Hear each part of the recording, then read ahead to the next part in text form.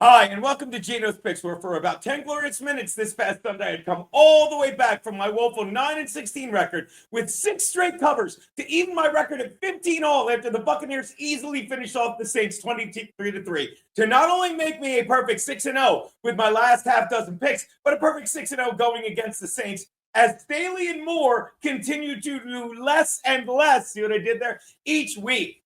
Sorry, Saints fans. You're on pace to get another QB in Arch Manning, who's nowhere close to what you thought he would be before the season started. When you decided to tank, because the only thing that seemed to be bigger than Arch Manning was the arch in the back of the media bending over to blow him and crown him as the second coming of his grandfather way too early is right. I'll say, seems the quarterback gene skips 2 generations, as opposed to the genome scheme, which seems to reappear 3 years out of nowhere and vanish again. Geno Smith. In any case, I lost my final 2 picks to have a 2-2 week and stand at 15-17, 47% against the spread. And let's agree on something. I could easily say I'm 19-17 with my Thursday night picks, but we'll save that for another time. And for the sake of consistency, we'll just say 6-2 over the past week. Now, let's get to the pick. My next pick, the Falcons are getting 5.5 from the Patriots in New England.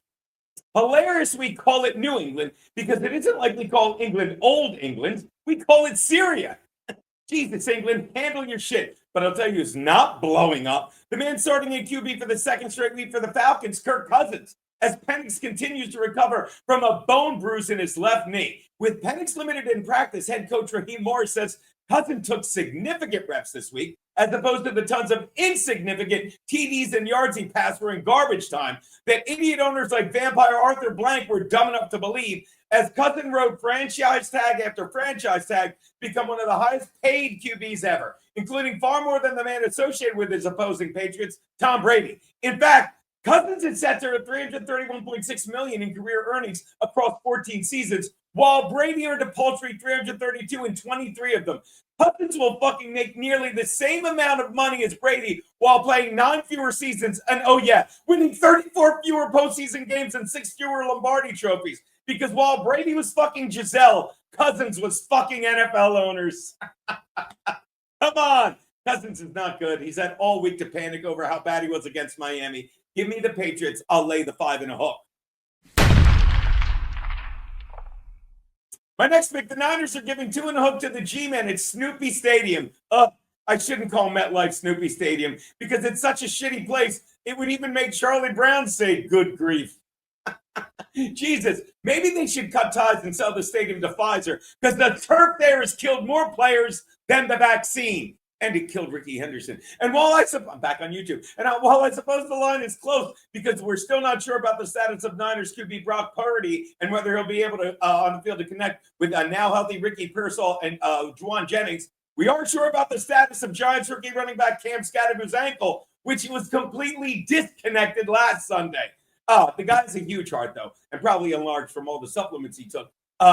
But look, regardless, he ain't going to be replaced by Tyrone Tracy Jr., who plays like a senior, and Devin Motor Singletary, whose nickname must be short for Motorhome, because they have the same acceleration, averaging 3 yards per carry. The Niners defense is fine without Fred Warner, and Mac Jones knows every start for him is an audition for next season. Give me the Niners, and I'll lay the 2.5. My next pick, the Jags are giving 2.5 to the Raiders in Las Vegas. The Raiders may be coming off a BYE week, but when it comes to their tickets, they don't have any weeks with a BUY because the Raiders charge one of the highest prices per ticket to watch the league's lowest scoring team. Nothing like charging more money for the only place in Vegas you're nearly insured you're putting your money on a loser. And now they return from the week off as opposed to their off week, which they have the other 17 of the season. Despite having 103 points all season, they're keeping Geno Smith as the starter because Pete Carroll is still too stubborn to admit he fucked himself by paying $75 million with up to $85.5 million in incentives. Yeah, he won't see those incentives, Geno Smith, unless the incentive is leading the league in red zone interceptions for a 4th straight season. Smith leads them with 14 over the past 3 because while cornerbacks are targeting the back of his receivers, Smith is targeting the front of their jerseys. And all the money they wasted on Smith left no money to patch up their offensive line, which is why number 6 overall pick Ashton Genty has been met by opponents in the backfield far more often than by teammates in the end zone. Look for Smith to continue to be under constant pressure and running like he stole something, which he did. $75 million from the Raiders front office, a team that used to be committed to excellence. Now they just need to be committed. Do not bet on black. Give me the Jags and I'll lay the 2.5. The Cowboys are giving 2.5 to the Cards in Big D. Fun fact. On September 20th of this year, the Cards were 2-0 and atop the NFC West. Then on September 21st, they held the memorial service for Charlie Kirk at their State Farm Stadium in Glendale, Arizona. Since then, the Cards have lost 5 straight. But here's the difference. The Cards offense know they're married to Kyler Murray. And unlike Charlie Kirk's wife and TPUSA, they're still trying to figure out what killed them 5 weeks ago.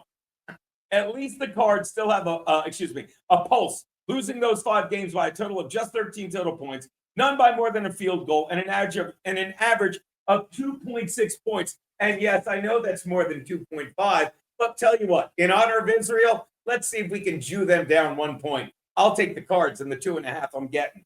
Say good night, 6.